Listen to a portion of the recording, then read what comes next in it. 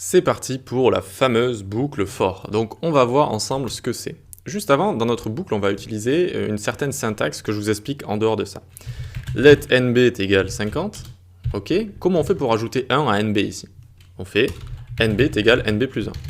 Ok. Jusque-là, rien de compliqué. Logon pour voir si ça fonctionne. On a bien 51. On dit qu'on a incrémenté ici. On a incrémenté de 1. C'est-à-dire on lui a rajouté 1 comme ça. Et vu que c'est quelque chose qui arrive assez souvent, eh bien, il y a une syntaxe particulière qui permet de faire exactement la même chose. C'est plus comme ça, plus. Vous voyez que là, je suis à 52 parce que j'ai incrémenté une fois et j'ai incrémenté encore une fois de 1. Et donc, on a bien 52. C'est exactement la même chose, d'accord? C'est exactement la même chose. C'est pour ça que c'est plus pratique de l'écrire comme ça. Et là, hop, si j'incrémente autant de fois que je veux, hop, on a 61 par exemple. Ok?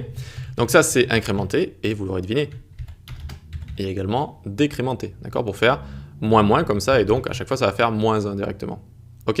Très bien.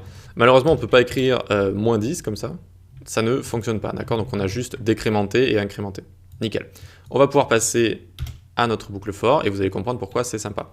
Donc ici, une boucle for, comment ça se crée et à quoi ça sert? Ça sert à répéter une action, tout simplement. Ça sert à répéter une action un certain nombre de fois, en fonction de certains paramètres. Donc ici, on utilise le mot-clé for, puis on va instancier notre variable pour commencer. On va instancier une variable pour pouvoir répéter une action un certain nombre de fois. On fait let i, en général on l'appelle i pour commencer, mais on peut l'appeler comme on veut. Let i égale 0, point virgule, i inférieur à 5, point virgule, i++, pas de point virgule. À la fin, pas de point virgule. On ouvre les accolades comme ça. Ok, qu'est-ce que c'est que ça? On a instancié une variable i à 0. Et on dit ici, il faut comprendre tant que i est strictement inférieur à 5. Tant que i est strictement inférieur à 5, on incrémente i++. Qu'est-ce qui va se passer? On commence i égale 0. Ok, est-ce que c'est strictement inférieur à 5? Oui, j'exécute ce qui est à l'intérieur. Puis i++.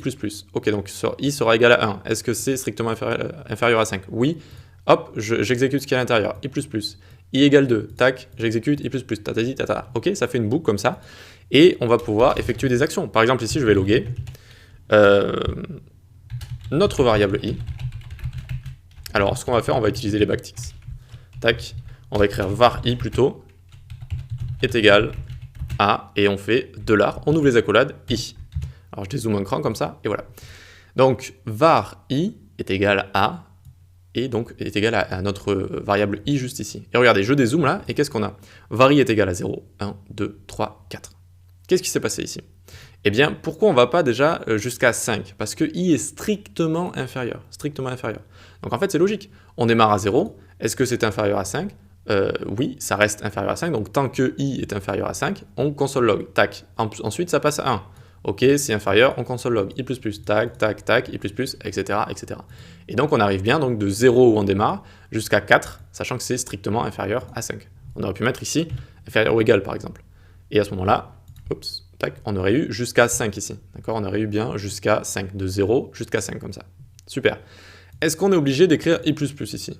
Non, j'aurais pu écrire également i-, j'aurais pu écrire également par pas de 2, c'est-à-dire i est égal i+2 comme ça. Et donc regardez, on a bien 0, 2, 4, parce qu'ensuite ce serait passé à 6.